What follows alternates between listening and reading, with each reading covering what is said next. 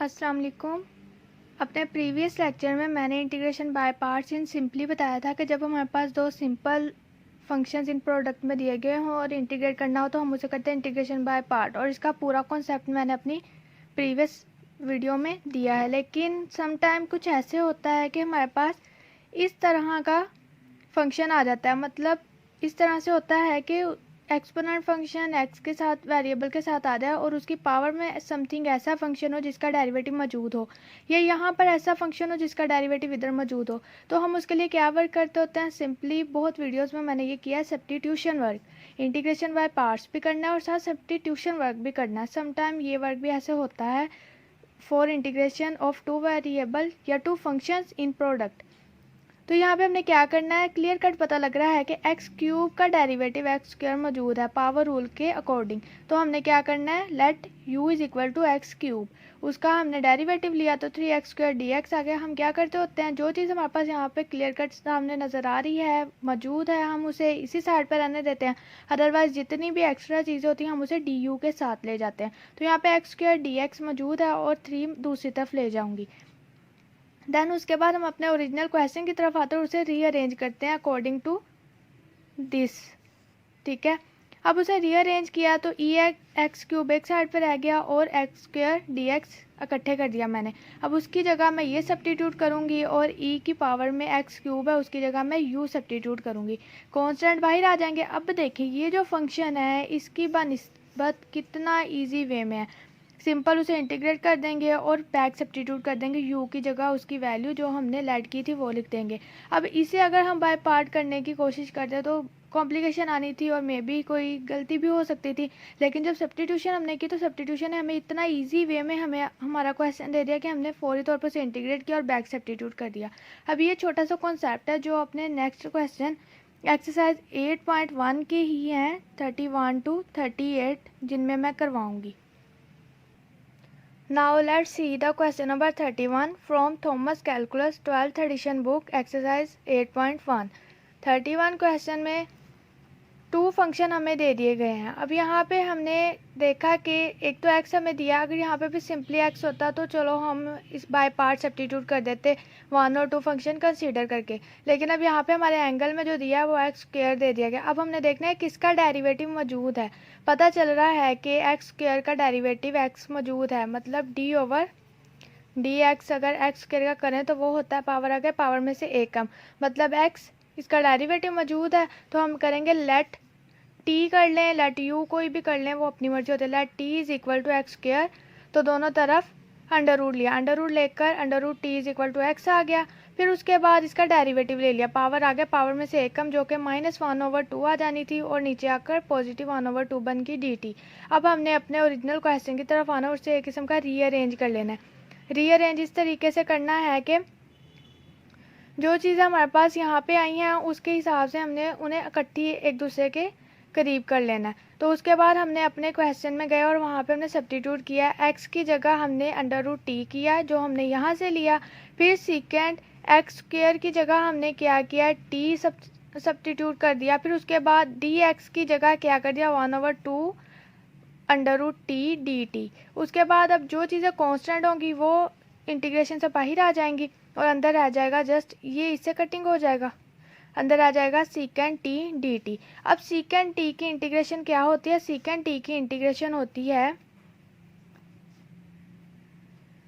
log mod सीकेंड T plus tan T, log सीकेंड T plus tan T bracket में, ये सीकेंड T की integration होती है। अब इसकी जगह डायरेक्टली हमने उसकी इंटीग्रेशन लिख दी और साथ प्लस कांस्टेंट आ गया।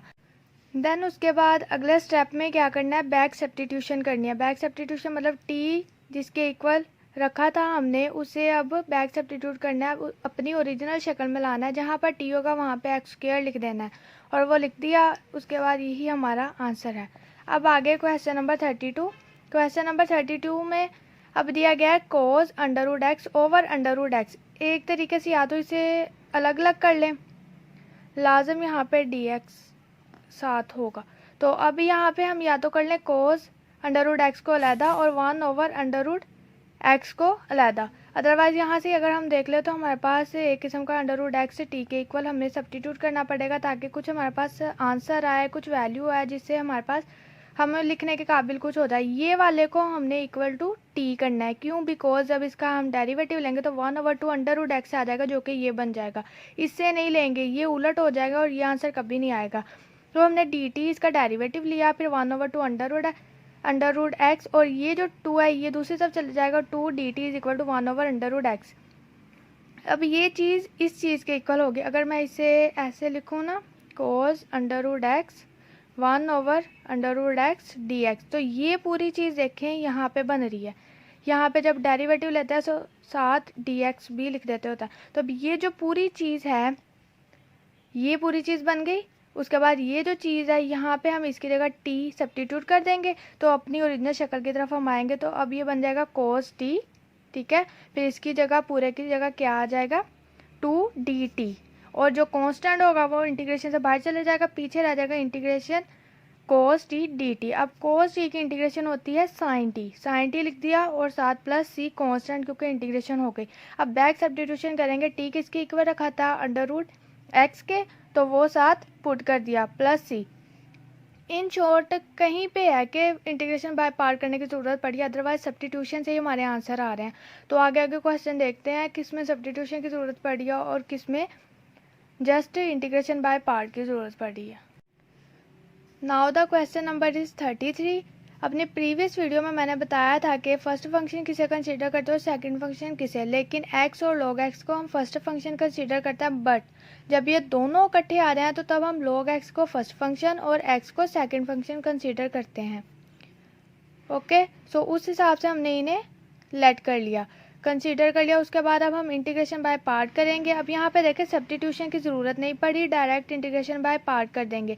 First function as it is, integration of second function minus integration of integrated function, then derivative of first function.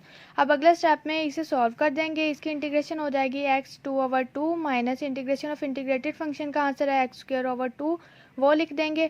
फिर उसके बाद इसका फर्स्ट डेरिवेटिव लेंगे तो पहले तो आ जाएगा 1/x², फिर उसके बाद आ जाएगा पावर, आगे पावर में से एक कम, ठीक है। तो वो चीज़ें कटिंग हो गई और पीछे जो रिमेनिंग बची वो इस तरह से चीज़ें। अब उसके बाद ये सारा वर्क करने के बाद अब आगे आएंगे और यहाँ पे रिमेनिंग बच जाएगा x और log x dx। अब log x और x दो फंक्शन फिर बन गए हैं।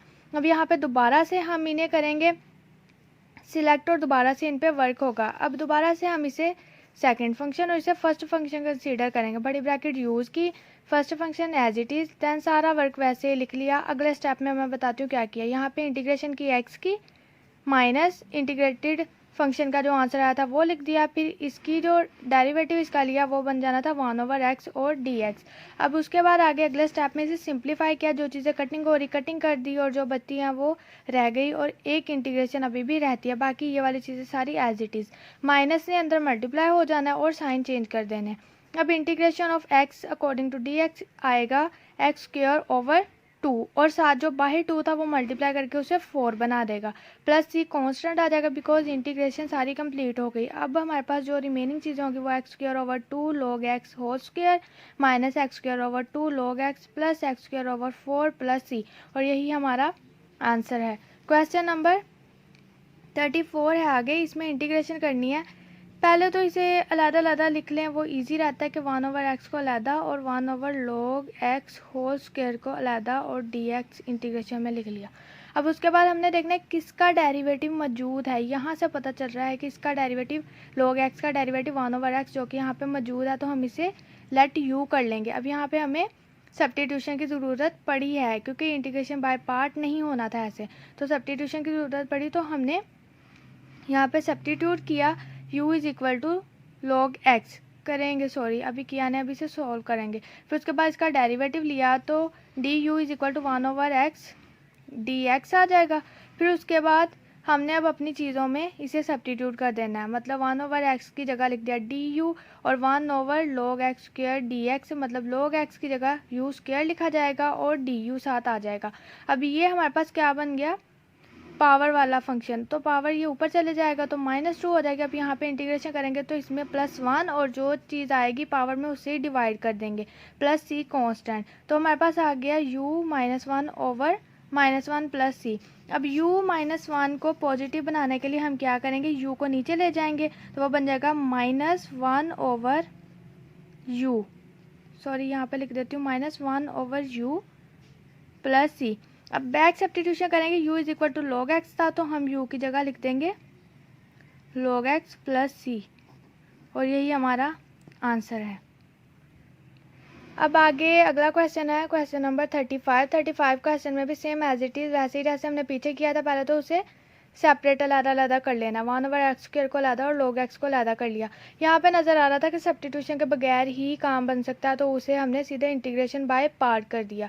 अब यहाँ पे हमने फर्स्ट फंक्शन कंसीडर किया और सेकंड फंक्शन हमने कंसीडर किया। मुझे पता है कि मैं अगर इसे फर्स्ट फंक्शन कंसीडर करूँगी तो इसका डेरिवेटिव ईजिली आ जाएगा और इसे सेकेंड कंसीडर करूँगी तो इसकी इंटीग्रेशन ईजिली आ जाएगी। सो मैंने कर लिया इसे 1 फंक्शन और इसे 2 फंक्शन। अब बाय पार्ट किया कि first function as it is, integration of second function minus integration of integrated function, then derivative of first function dx according to variable. अब इसका जब हम इसे इंटीग्रेशन करेंगे उसके लिए इसे ऊपर ले जाएंगे, पहले -2 इसकी पावर बन जाएगी, इसकी जगह यही लिख देंगे हम, ठीक है। या अदरवाइज अगर ये अभी नहीं करना तो अभी इसे एज इट इज़ ही रहने देना है, इसे ऐसे ही नीचे ले आना, अगले स्टेप में कर देना है, वरना ऐसे भी कर सकते हैं। तो इसे भी एज इट इज़ साथ ले आएंगे। अगले में जब हम इसे इंटीग्रेट करेंगे तो इंटीग्रेशन का साइन ख़त्म हो जाएगा तो इसमें पावर में 1 प्लस ओवर -2 + 1 आ जाएगा और यहाँ पे यही वाला आंसर इधर लिखा जाएगा और ये भी इंटीग्रेशन ख़त्म हो जाएगी। साथ ही इसका डेरिवेटिव 1/x आ जाएगा। इसे सॉल्व किया तो -1 पावर ओवर -1 और ये 1/x आ गई और यहाँ पे जो चीज़ें हैं उसे सॉल्व आउट कर लिया। यहाँ पे -1 ओवर आ जानी है -1, रीअरेंज करेंगे, रीअरेंज करने के बाद -log x ओवर ये -1 पावर चीज़ें नीचे ले जाएंगे तो ये +1 बन जाएगी माइनस। अब यहाँ पे ये रीअरेंज चीज़ें कर ली और ये भी नीचे चले जाएगा, नीचे जाने के बाद स्क्वायर बन जाएगा। अब यहाँ पे दोबारा से नज़र आ रहा है कि इसे ऊपर लेकर जाएंगे और यही वाला वर्क दोबारा होगा। ये वर्क यहाँ पे दोबारा किया, पावर में 1 प्लस और जो पावर आई वही नीचे ऐड कर देंगे और साथ बाकी चीज़ें एज इट इज़।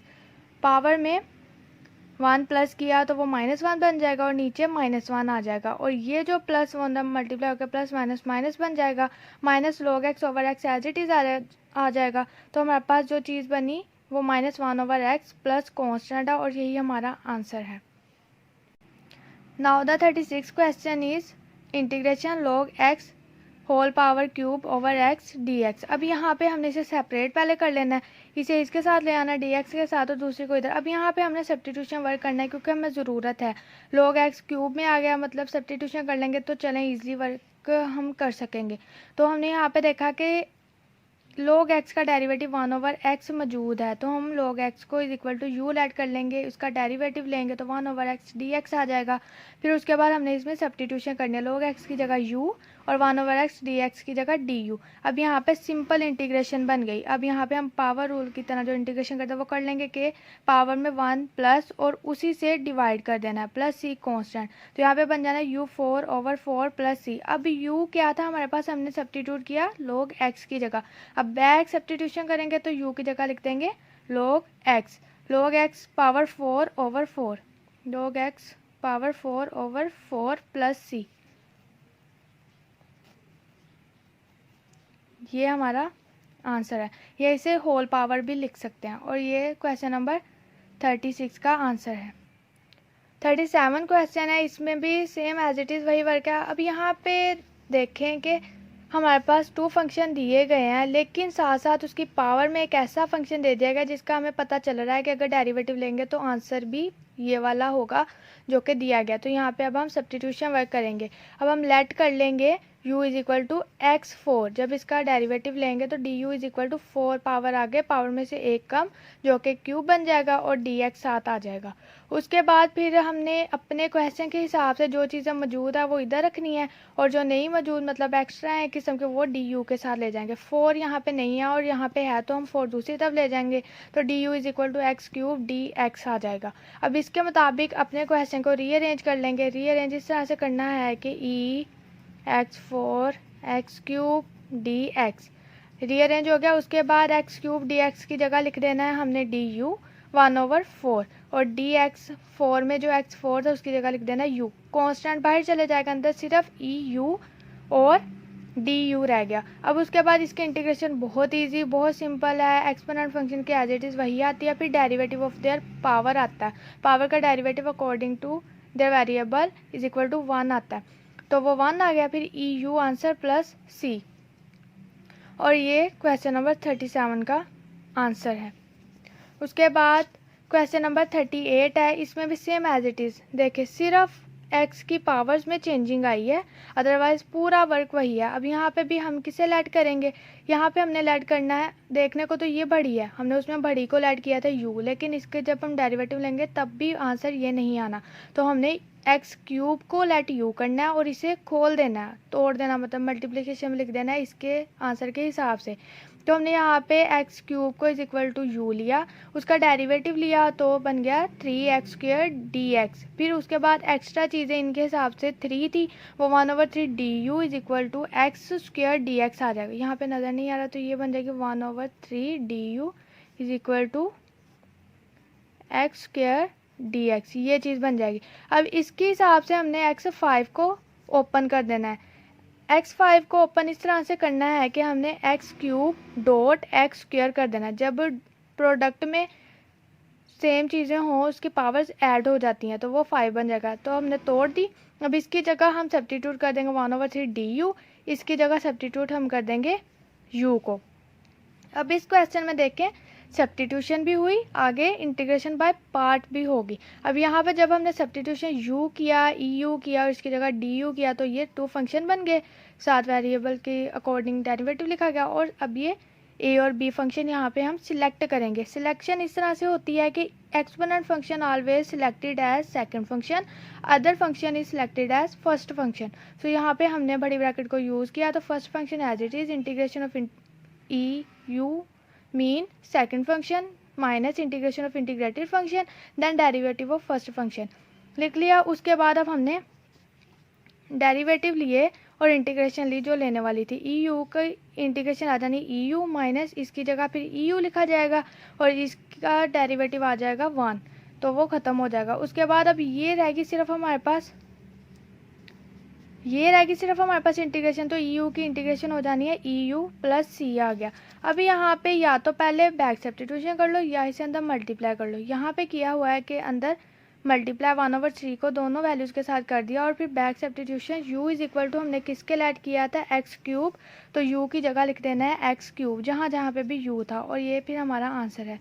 यहाँ तक एक्सरसाइज 8.1 के 31 to 38 क्वेश्चन है जिनमें कहीं पर सब्स्टिट्यूशन यूज़ हुई है और कहीं पर सब्स्टिट्यूशन और साथ integration by part both use हुई है। अपनी आसानी के लिए करते हैं हम अपनी सब्स्टिट्यूशन को, ताकि हमारा क्वेश्चन इजी वे में आ जाए और इजी हम कर सकें। तो आई होप, उम्मीद है कि आपको समझ आई होगी। थैंक यू एंड अल्लाह हाफिज़।